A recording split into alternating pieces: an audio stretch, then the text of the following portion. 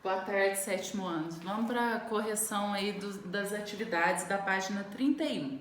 Então, a primeira pergunta está perguntando aí, observando o mapa, quais as altitudes predominantes no norte do Brasil? E como você chegou a essa conclusão?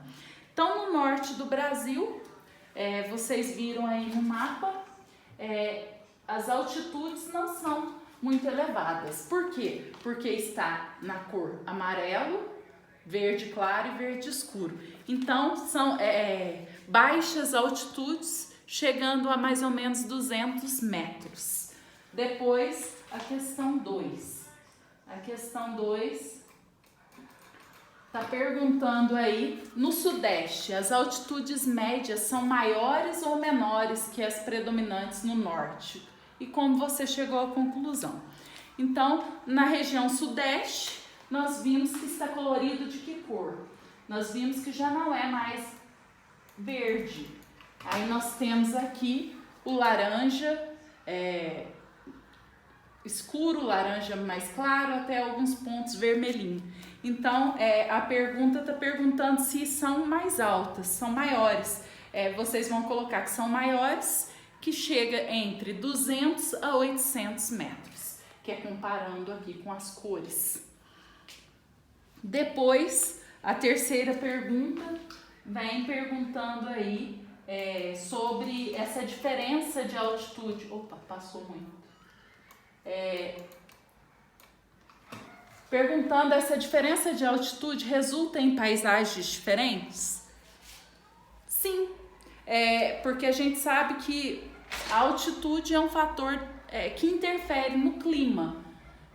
Quanto maior a altitude, menor é a temperatura, e isso também vai influenciar, porque eu falei que conforme vai subindo o relevo, vai diminuindo o tamanho da vegetação.